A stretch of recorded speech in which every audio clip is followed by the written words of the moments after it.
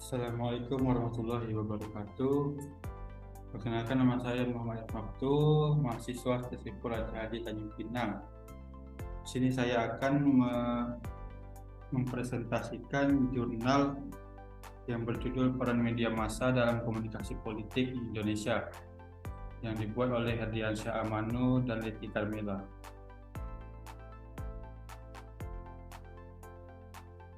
Abstraknya, perkembangan media massa di Indonesia mengalami pertumbuhan yang luar biasa, utamanya setelah memasuki era reformasi. Keran demokrasi di Indonesia mulai terbuka. Hal ini ternyata memberi dampak kebebasan pers yang luar biasa. Pers tidak lagi terkungkung oleh aturan penguasa, sehingga pers dapat dimanfaatkan oleh berbagai pihak untuk membela kepentingan institusi pemiliknya, tidak terkecuali oleh kepentingan politik. Kecenderungan yang terlihat saat ini, organisasi sosial politik di Indonesia mulai berlomba-lomba mendominasi perusahaan media guna meningkatkan citranya di mata publik. Para elit politik berusaha membangun komunikasi politik secara intens guna menarik simpati massa agar mau berpihak kepada mereka. Media begitu diburu oleh banyak pihak karena kekuatannya dalam membentuk opini publik. Di dalam jurnal ini pendahuluannya yaitu eksistensi pers di suatu negara memiliki peran penting dalam dunia komunikasi politik. Fungsi pers atau media massa sangatlah penting dan strategis dalam kehidupan politik karena perannya sebagai media yang digunakan sebagai salah satu saluran politik yang ampuh. Metode penelitian yang digunakan dalam jurnal ini yaitu riset pustaka. Riset pustaka hanya merupakan sumber daya sumber perpustakaan untuk memperoleh data penelitiannya. Jadi dalam riset ini membatasi kegiatannya hanya pada bahan-bahan koleksi perpustakaan saja, tanpa memerlukan riset lapangan.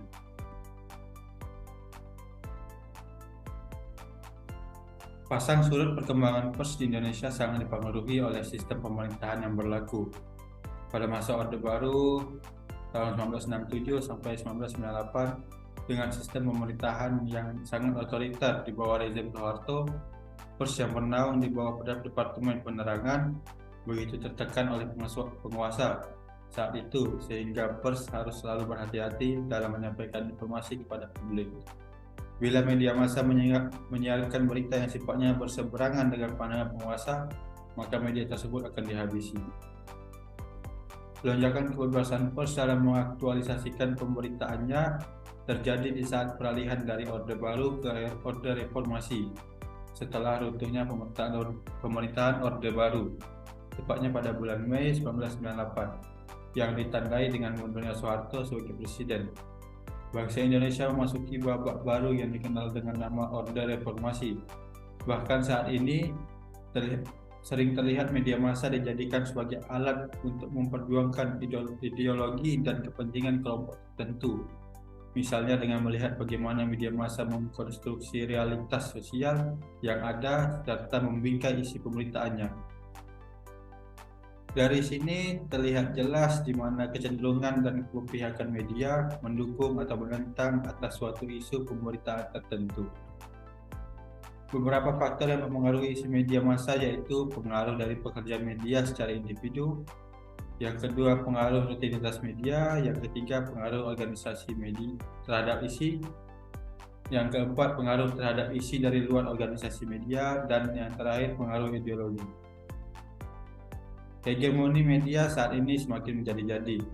Ini terlihat kecenderungan saat ini mulai media bergabung dengan satu grup besar, sebut saja Bakri Group, yang dimonopoli oleh Abu Rizal Bakri dengan mengendalikan dua stasiun televisi swasta, yaitu TV One dan Antv. Haritano selaku pemilik MNC Group mengendalikan 3 stasiun televisi swasta, yaitu RCTI, Global TV, dan MNC TV. Media Group milik Surya Paloh yang mengelola siaran Metro TV dan Surat Kabar Nasional Media Indonesia. Sementara itu, Hairul Tanjung lewat Trans Corporation membangun televisi swasta, yaitu Trans TV dan Trans 7. Ini hanya segelintir contoh dari hegemoni media yang sedang merajalela saat ini. Pengaruh pengusaha sebagai modal dari media yang dikuasainya begitu dominan, sehingga ikut menentukan arah kebijakan pemerintahannya. Maka tak heran jika media dijadikan sebagai saluran komunikasi politik bagi pemiliknya untuk mengkampanyekan ideologi mereka. Pertarungan antar elit media di Indonesia dalam memperjuangkan kepentingannya masing-masing terlihat dari acara yang ditayangkannya. Misalnya dengan disiarkannya IPL, Indonesia Premier League oleh Global TV, dan ISL, Indonesia Super League oleh NTV. IPL merupakan liga sepak bola yang dilegalkan oleh PSSI yang hak siarnya dipegang oleh MNC Group yang berpihak pada Johan Arifin, Ketua Umum PSSI saat itu, dan Arifin Panigoro, pencetus IPL. Sedangkan kompetitornya yaitu ISL yang dinyatakan ilegal oleh PSSI, hak siarnya dipegang oleh Bakri Group yang berpihak pada Nurdin Halid, mantan Ketua Umum PSSI, dan Nirwan Bakri, investor ISL. Baik, segitu saja yang dapat saya sampaikan dari presentasi jurnal tentang peran media massa dalam komunikasi politik di Indonesia.